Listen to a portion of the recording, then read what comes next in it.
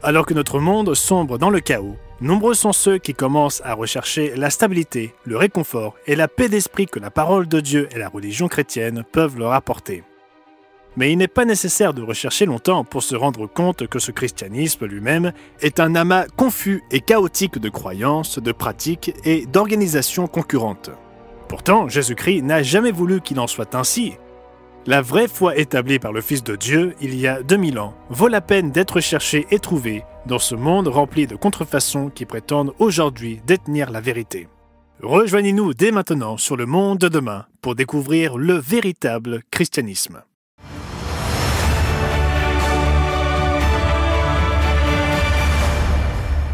Bonjour et bienvenue au monde de demain. Nous vous aidons à donner un sens à votre monde à travers les pages de la Bible.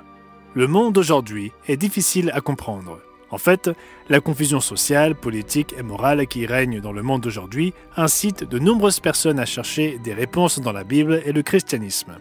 Mais comme nous le verrons, le christianisme n'a pas la même signification pour tout le monde. Le monde est rempli de faux christianisme. Ce dont le monde a besoin, c'est du véritable christianisme, la foi établie par Jésus-Christ lui-même il y a 2000 ans. En avoir besoin et le trouver sont deux choses différentes. De nos jours, nombreux sont ceux qui recherchent la stabilité et l'espoir que seul le vrai Jésus-Christ est venu offrir. En décembre 2024, le Wall Street Journal rapportait « Les ventes de Bibles sont en plein essor, alimentées par les nouveaux acheteurs et les nouvelles versions ».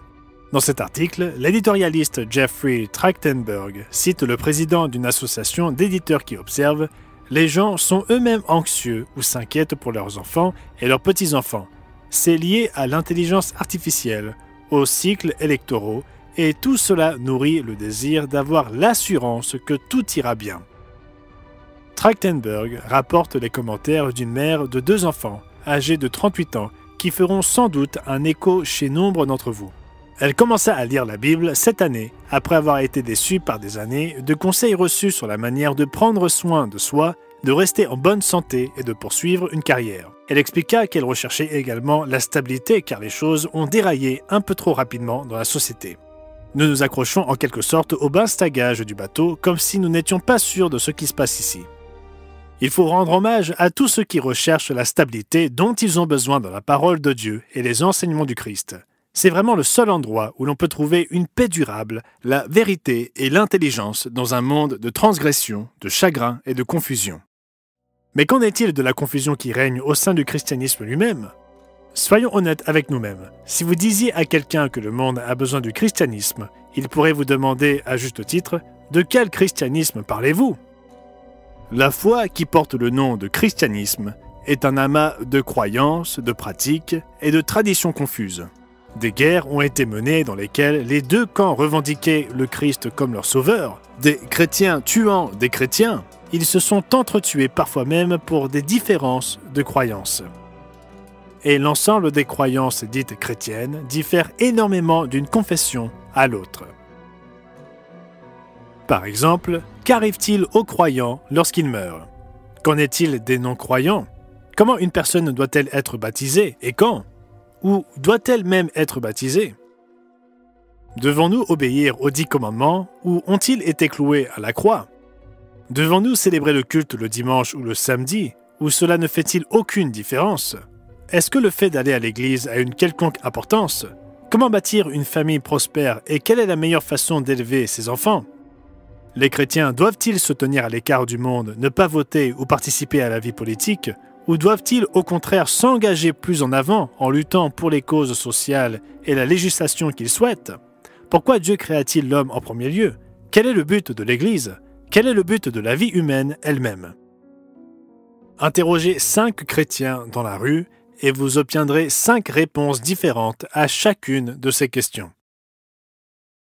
Comparez cela à l'avertissement de l'apôtre Paul à l'Église du 1er siècle, dans 1 Corinthiens chapitre 1. Je vous exhorte, frères, par le nom de notre Seigneur Jésus-Christ, à tenir tous un même langage et à ne point avoir de division parmi vous, mais à être parfaitement unis dans un même esprit et dans un même sentiment. Plus loin, dans cette même épître, Paul écrit quelque chose de très important qui met en lumière la confusion que nous constatons dans le christianisme de ce monde. car Dieu n'est pas un Dieu de désordre, mais de paix, comme dans toutes les églises des saints. Non, la confusion que nous voyons dans la religion appelée christianisme de ce monde ne provient pas de Dieu, mais d'un adversaire qui confond et déforme les enseignements du Christ et des apôtres depuis 2000 ans, présentant, comme le dit Paul dans sa deuxième épître aux Corinthiens, un autre Jésus, un autre esprit et un autre évangile. Pourtant, Jésus nous promettait il y a 2000 ans, dans Matthieu 16, verset 18, qu'il bâtirait son Église et que le séjour des morts ne prévaudrait jamais contre elle.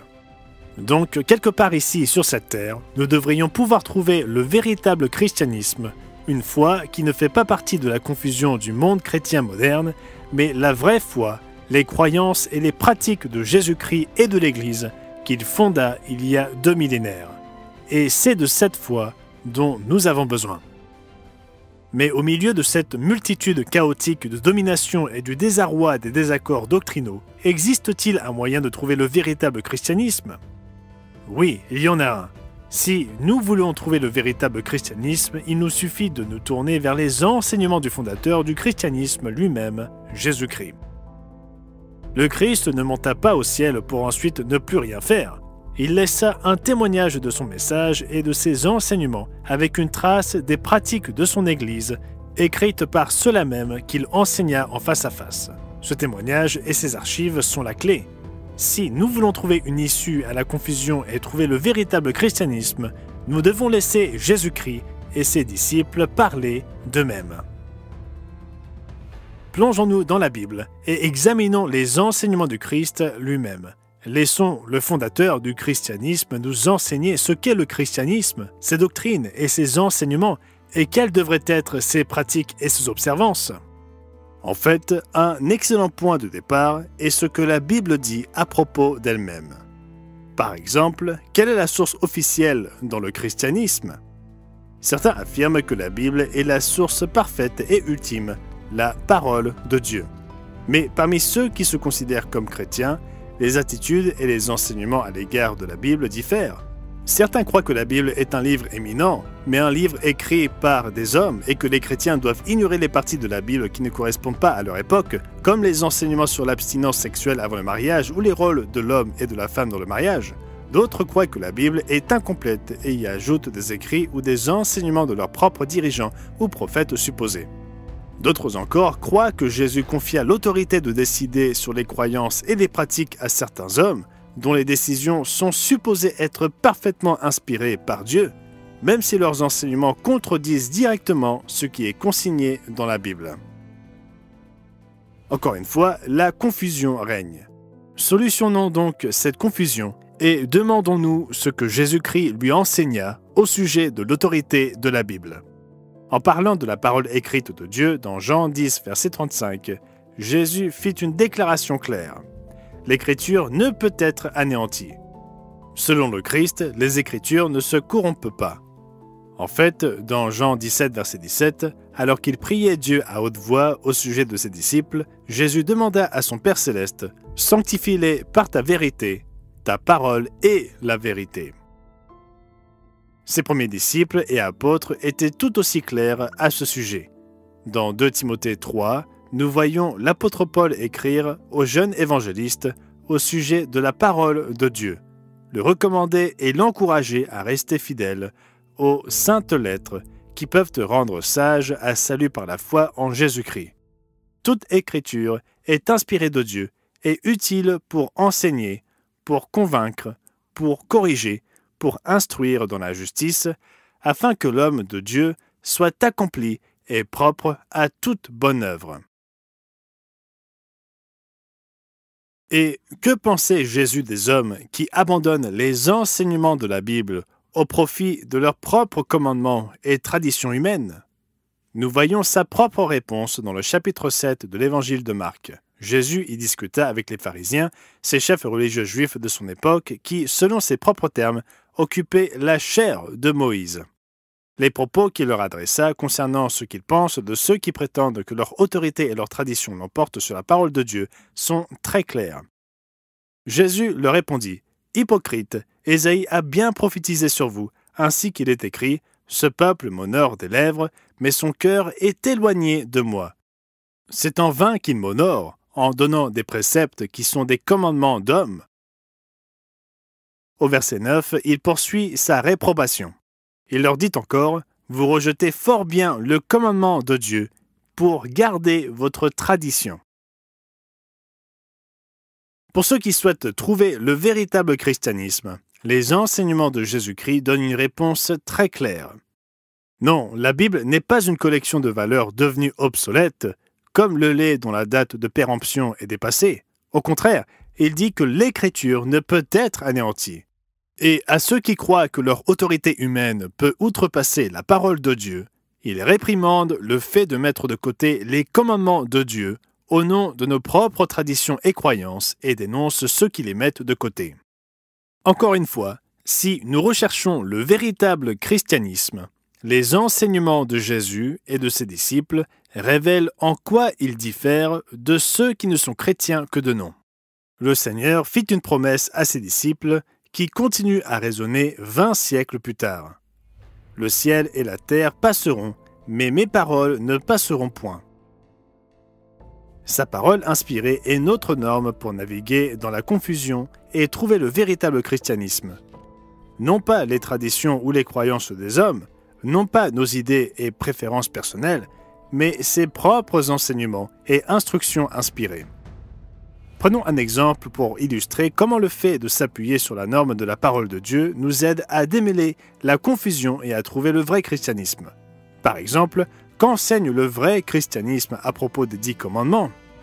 De nombreuses dénominations enseignent que les 10 commandements sont une question de légalisme et d'œuvre et qu'ils ne sont plus requis des chrétiens. Ils ont été abolis, cloués sur la croix par le Christ. Ils diront à juste titre que les chrétiens sont sous la grâce, mais prétendront ensuite que le fait d'être sous la grâce signifie que l'obéissance à la loi de Dieu et à ses commandements n'est plus exigée de nous par Dieu. Pourtant, lorsqu'on les questionne, beaucoup d'entre eux reconnaissent que les chrétiens ne doivent pas tuer, ne doivent pas commettre d'adultère et ne doivent pas dérober. Certains diront qu'il ne faut pas adorer les idoles, tout en dissimulant leur culte et en l'appelant autrement. En réalité, ce que la plupart veulent dire lorsqu'ils affirment que la loi et les commandements ont été abolis, c'est qu'il n'est plus nécessaire de respecter le 4e commandement, c'est-à-dire de ne plus observer le sabbat du 7e jour. Tout ce double langage sur la loi de Dieu et le fait de choisir parmi ses commandements ceux auxquels on veut obéir est, dans une grande mesure, à l'origine de la confusion que nous voyons dans le christianisme dominant. Encore une fois, si nous voulons trouver le véritable christianisme, nous devons examiner ce que Jésus-Christ et ses disciples disent à ce sujet. Nous avons déjà vu comment le Christ réprimanda les chefs religieux de son époque pour avoir rejeté les commandements de Dieu au profit de leur propre tradition. Et ces paroles s'appliquent clairement ici. Mais regardons de plus près les enseignements du Christ sur la loi de Dieu et les 10 commandements. Avait-il l'intention de les abolir sur la croix? Par exemple, remarquez dans Matthieu chapitre 19 ce que Jésus dit à un jeune homme riche qui lui demandait ce qu'il devait faire pour avoir la vie éternelle. Les paroles du Christ étaient claires en disant au jeune homme « Si tu veux entrer dans la vie, observe les commandements. » Et il poursuivit en citant plusieurs des 10 commandements, de peur que nous n'imaginions qu'il parlait d'autre chose. Et regardez plutôt dans Matthieu au chapitre 5 et au verset 17 « Ne croyez pas que je sois venu pour abolir la loi ou les prophètes, je suis venu non pour abolir, mais pour accomplir. » Autrement dit, ici, Jésus déclare directement « Ne pensez pas que mes enseignements suppriment la loi ou les prophètes.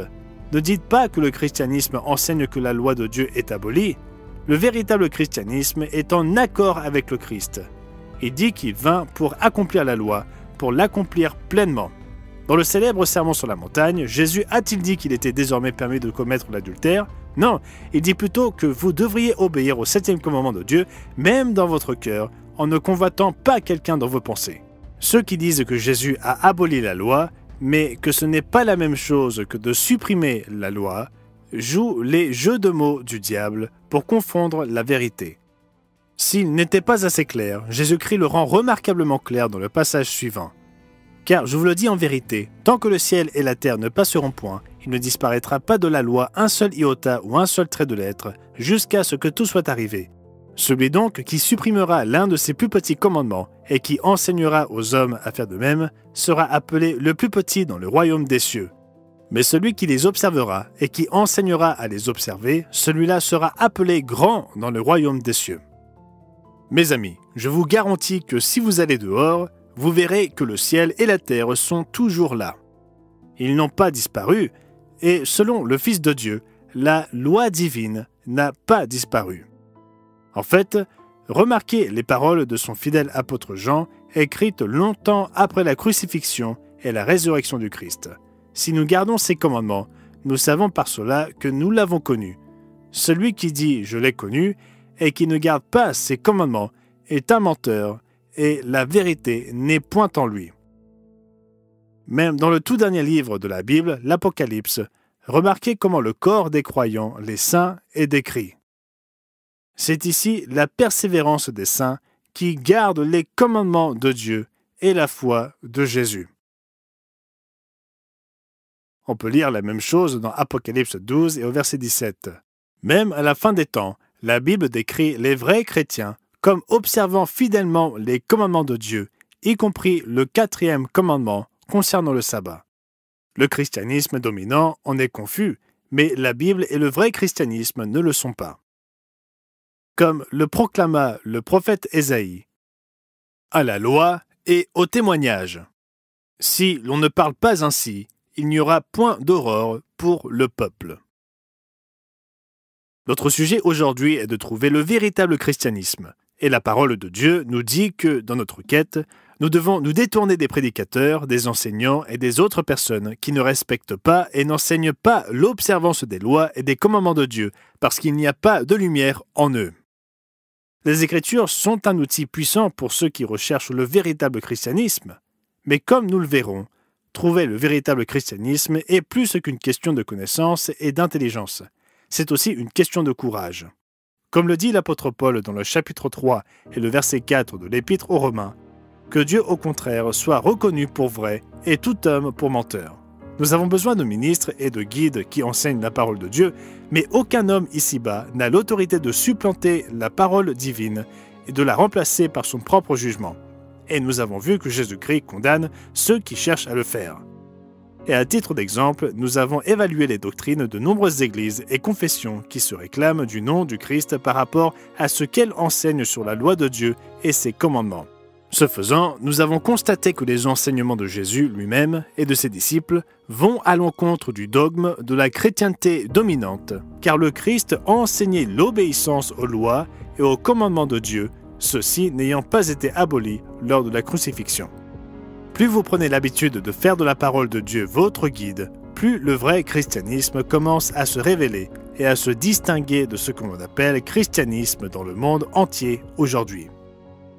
Mais c'est là que nous arrivons à un point où il nous faut plus que de la connaissance. Trouver le véritable christianisme ne dépend pas seulement de ce que l'on sait, mais de ce que l'on est prêt à faire. Nous avons besoin de bien plus que de la connaissance. Nous avons besoin de courage. Parce que le véritable christianisme nous impose des exigences. Lorsque le monde propose d'adorer le Christ d'une certaine manière, le vrai christianisme nous dit de faire autrement. Lorsque le monde affirme que les chrétiens n'ont plus besoin d'obéir aux commandements de Dieu, le véritable christianisme nous dit que le Christ veut que nous respections ses commandements, et même que l'obéissance joue un rôle dans le but même de notre vie. Lorsque le monde déclare que les chrétiens doivent se concentrer sur la réparation de ce monde en participant à la politique de notre époque et en faisant élire les bonnes personnes, le vrai christianisme nous dit que l'engagement des chrétiens envers le royaume de Dieu à venir transforme à la fois leur relation avec le monde qui les entoure et leur rôle dans celui-ci. Franchement, le véritable christianisme implique un engagement de toute une vie à suivre les traces de Jésus-Christ, et cela implique un changement personnel. Beaucoup, après avoir œuvré pour trouver le vrai christianisme, découvrent qu'ils préfèrent le confort du faux christianisme. Ils préfèrent les promesses faciles du faux Jésus auxquelles ils sont habitués, au lieu des commandements du vrai Jésus qui est le Fils de Dieu et régnant dans les cieux et qui va bientôt intervenir dans les affaires du monde. Ils découvrent qu'ils n'ont pas le courage nécessaire pour abandonner le confort du mensonge et embrasser la vérité. Mais pour ceux qui ont ce courage, et ceux qui ne l'ont peut-être pas au début, mais qui sont assez humbles pour laisser Jésus-Christ faire grandir ce courage en eux, il n'y a pas de plus grande récompense que de trouver et d'embrasser le véritable christianisme. Si vous avez ce courage, ou si vous aspirez à ce que le Christ le construise en vous, alors je prie pour que vous demandiez le DVD gratuit d'aujourd'hui. Toute quête commence par un premier pas. Et demander ce DVD gratuit pourrait être ce pas. Merci beaucoup de nous avoir suivis. Nous tous, ici au Monde de Demain, travaillons d'arrache-pied pour vous aider à comprendre votre monde à travers les pages de la Bible. Si vous êtes intéressé par le DVD « Fuyez le faux christianisme », vous pouvez le commander en cliquant sur le lien dans la description ou en allant sur notre site internet mondedemain.org. Nous espérons que vous vous abonnerez à notre chaîne et de cliquer sur cette cloche. Merci encore d'avoir regardé.